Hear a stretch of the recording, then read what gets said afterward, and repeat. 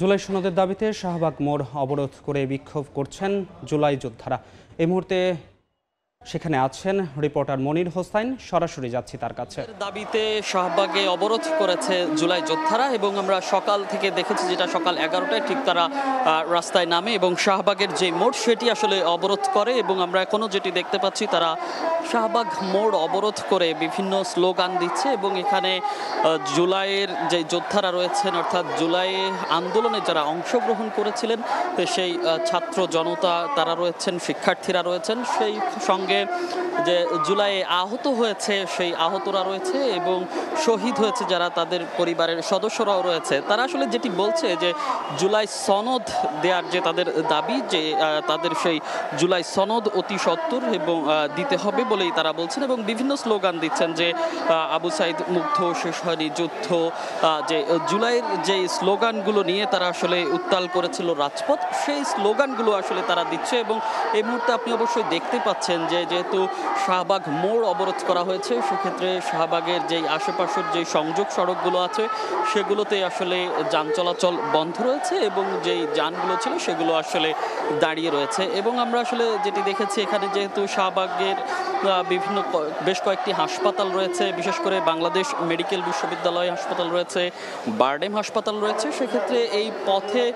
রোগীদের একটা যাতায়াত থাকে এবং ঢাকা মেডিকেল যাওয়ার পথ রয়েছে। সেক্ষেত্রে আমরা কিছুক্ষণ পরপর দেখছি কিছু অ্যাম্বুলেন্স আসছে, যদিও সেই অ্যাম্বুলেন্সগুলোকে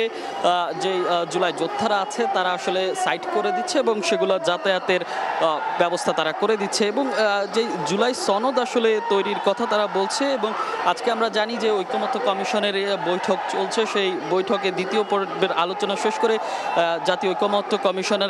কমিশন আজকের মধ্যে যে জুলাই সনদ সেটি আসলে চূড়ান্ত করতে চেয়েছে এবং যেই রাজনৈতিক দলগুলো আছে তাদের সাথেও কিন্তু যেই ঐকমত্য কমিশন সেই ঐকমত্য কমিশনের বৈঠক কিন্তু চলছে এবং জুলাই আন্দোলনের যেই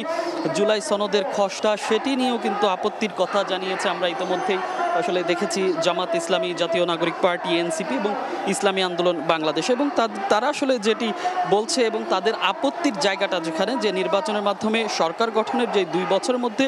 সনদে অন্তর্ভুক্ত সংস্কার প্রস্তাবগুলো সেগুলো আসলে তারা